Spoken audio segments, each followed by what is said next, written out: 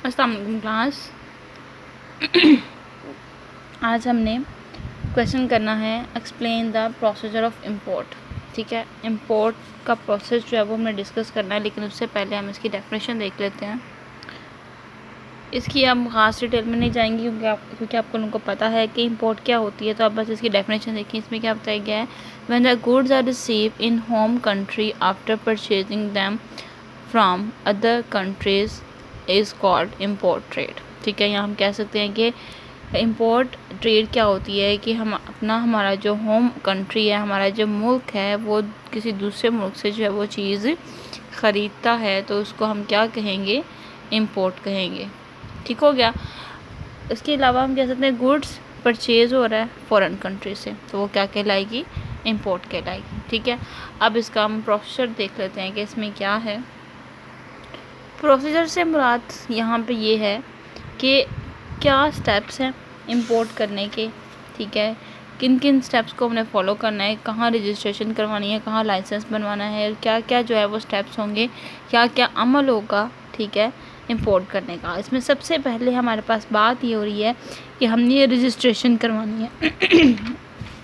कोई भी firm, company या पर्सन जो है जो इंपोर्ट करवाना चाहता है, उसे सबसे पहले ख़ुद को रजिस्टर्ड करवाना होगा with chief controller of import and export, यानी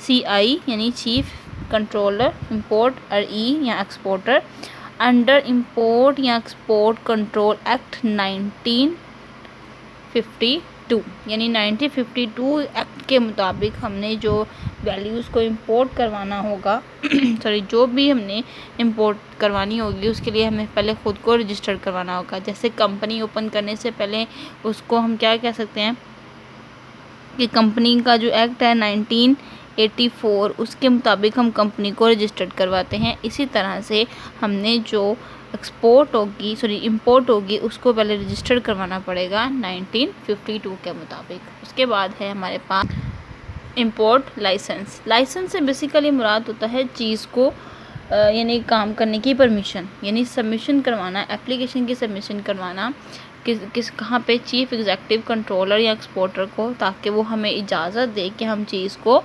इंपोर्ट करवाना चाहते हैं, दूसरे ममालिक में बेचना चाहते हैं। उसके लिए जो भी जनरल लाइसेंस है, जो भी परमिशन है, परमिट का मतलब क्या होगा कि हमें जो भी इंपोर्टर्स को इजाज़त देते हैं दूसरे ममालिक में चीज़ जो है वो भिजवाने का या ख़रीदने का। सॉरी, यहाँ पे इंपोर्ट की बात हो रही है तो हम ख़रीदने की बात करेंगे कि पहले हमने ख़रीदने के लिए जो है वो पूरा एक लाइसेंस बनाना है। ठीक है, लाइसेंस से मतलब होगा इजाज़तनामा। उसके बाद है ट्रेड इंफॉर्मेशन।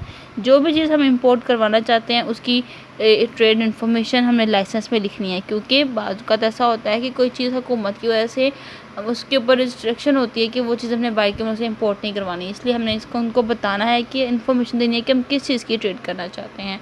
ठीक है, यहाँ पे जो है वो ये होगा, जैसे कि हम जैसे कह सकते हैं कि ड्रग्स वगैरह की परमिशन नहीं है। ठीक है, तो अगर उसको लाइसेंस के बगैर करेंगे तो वो स्मगलिंग में आएगा।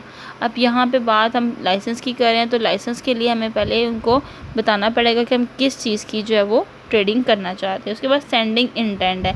इंटेंट से मुराद क्या होगा कि वो सारी इन्फॉर्मेशन जो हमने एक्सपोर्टर को देनी है, वो सारी इंटेंट्स का मतलब होता है, जैसे कि अब ये 4 लिखा हुआ है, इसके साथ डॉट लगा हुआ है, तो डॉटेड लाइन में सारी इन्फॉर्मेशन पहुंचानी। इंटेंट्स में जो है वो इन्फॉर्मेशन पहुंचानी कि हमने जो चीज़ ख़रीदनी है उसकी क्वालिटी क्या है, क्वांटिटी क्या है, चीज़ की किस डेट पे आनी चाहिए, किस मेथड से पैकिंग करवानी है, मेथड ऑफ पेमेंट क्या होगा, कैसे वो इंस्ट्रक्शन देंगे, शिपमेंट क्या होगी और उनकी इंश्योरेंस कैसे होगी। ये सारे इंटेंट्स हैं, ये सारे फीचर्स हैं, ये सारे कह सकते हैं कि वो करैक्टरिस्टिक्स हैं जो कि किसी भी इंपोर्ट में होनी चाहिए।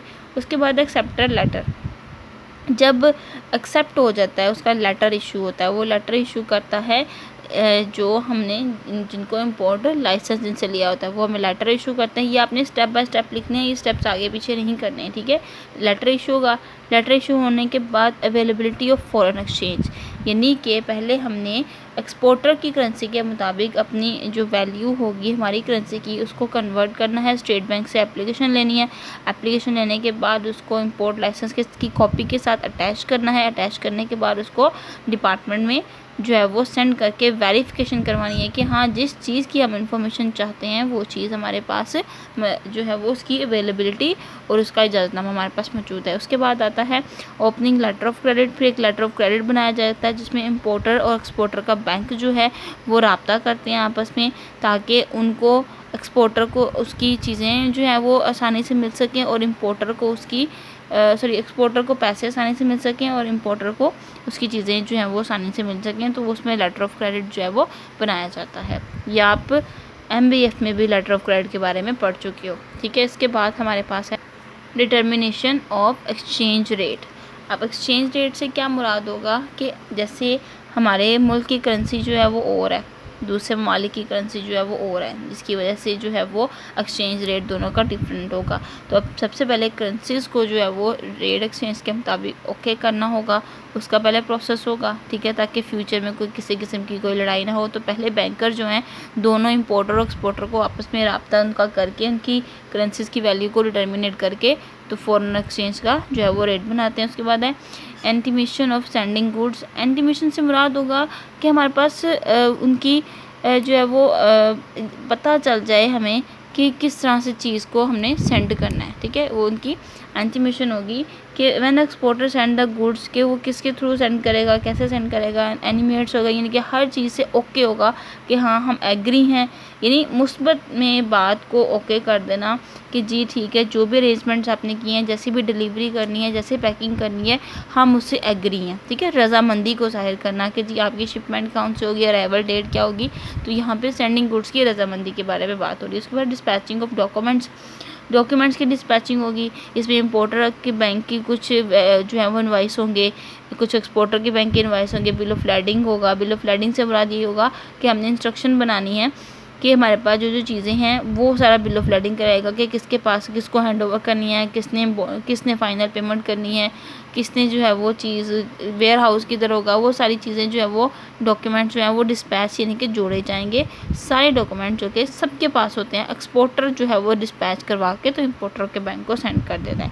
उसके बाद है पेमेंट ऑफ बिल। पहले बिल की पेमेंट होती है।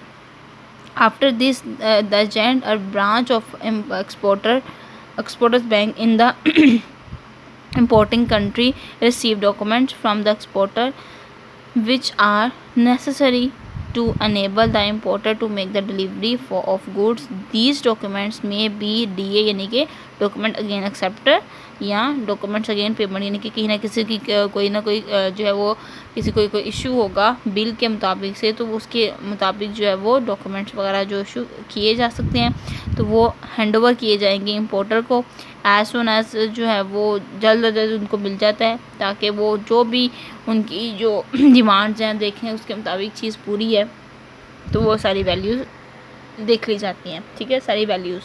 उसके बाद है कस्टम फॉर्मेलिटीज़। अब कस्टम की कुछ फॉर्मेलिटीज़ होती है, इसमें बिल ऑफ एंट्री आ जाता है, बिल ऑफ साइट आ जाता है।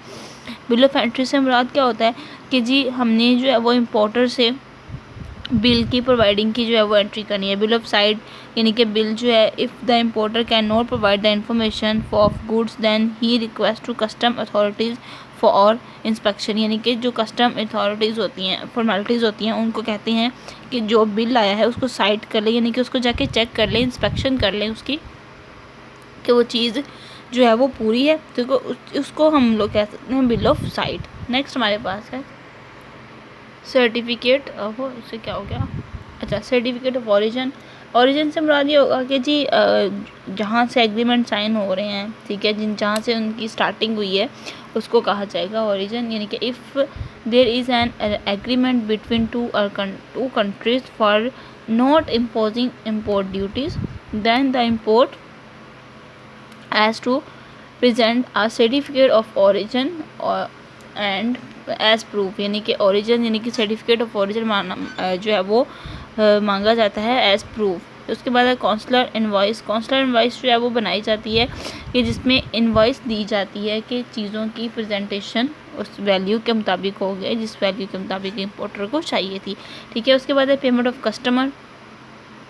कस्टम की जो है वो पेमेंट, मतलब कि कस्टम अथॉरिटीज़ जो सी होंगी, जितनी भी जो है वो कस्टम ड्यूटी, जैसे कि आपको मैंने बताया था ना कि इम्पोर्ट के दौरान जो इजाज़तनामा होता है उसको कस्टम ड्यूटी कहा जाता है। तो यहाँ पे पेमेंट उस कस्टम की जो है वो पेमेंट हो रही है, ठीक है। इम्पोर्ट ड्यूटी जो है लगाई जाती है, उसको जो है वो इम्पोर्ट करवा के, यानी कि इम्पोर्टेंट गुड्स के ऊपर लगा के तो उनको दे दी जाती है। उसकी फिर पेमेंट जो है वो, उसकी एक रसीद जो है वो वसूल कर ली जाती है bye paying the directly custom authorities को, या जो भी नॉमिनेटेड बैंक होते हैं उनको जो है वो कस्टम अथॉरिटीज़ की पेमेंट कर दी जाती है। नेक्स्ट है परमिशन ऑफ कस्टम की परमिशन, यानी कि हाँ, इसका मतलब ये होगा कि हम एग्री हैं, हमें जो है वो अथॉरिटीज़ की तरफ से इजाज़त है कि हम इस चीज़ को इंपोर्ट कर सकते हैं। उसके बाद कलेक्टिंग ऑफ गुड्स, लास्ट में गुड्स की कलेक्टिंग कर ली जाती है। फिर डिलीवरी ऑर्डर बना दिया जाता है कि जी अगर कोई भी पर्सन है, ठीक है, अपने ओनर से कहता है कि जी हाँ हमने चीज़ कलेक्ट कर ली है, उसको वेयर हाउस में पहुंचा दिया गया है, वेयर हाउस से जो है वो अपने जो है वो डिलीवरी ऑर्डर्स को मुकम्मल तौर पर ले सकता है। उसके बाद है end of deal. End of deal से मुराद होता है कि इम्पोर्ट अगर तो कस्टमर सेटिस्फाइड है, अपनी इम्पोर्टर जो है वो सेटिस्फाइड है अपनी चीज़ों से, अपनी असाइनमेंट से, देन वो उसको क्लोज़ कर देता है। लेकिन अगर वो सेटिस्फाइड नहीं होता, उसको कहीं ना कहीं कोई क्वालिटी या कोई क्वांटिटी जो है वो कम लगती है, तो वो निगोशिएट, यानी कि वो रब्ता करता है एक्सपोर्टर के साथ और सेटल करता है सारे मैटर्स को, ठीक है। इसमें यहाँ तो एंड ऑफ डील जो है वो अगर तो बिल्कुल ओके है तो क्लोज़ हो जाएगा, अगर नहीं ओके होगा तो फिर इंश्योरेंस कंपनी से जो है वो रब्ता किया जाएगा। एक्सपोर्टर के डिवाइस के मुताबिक अगर चीज़ नहीं होगी तो उसको फिर जो इम्पोर्टर के मुताबिक अगर चीज़ नहीं होगी तो एक्सपोर्टर जो है वो एडवाइस देगा इंश्योरेंस कंपनी को कि इसकी कंपनसेशन कर दें, ठीक है। ये तो था हमारा प्रोसेस ऑफ इम्पोर्ट। नेक्स्ट हम इंशाल्लाह फॉरेन एक्सचेंज की एक्सपोर्टिंग के बारे में पढ़ेंगे। तब तक के लिए अल्लाह हाफिज़।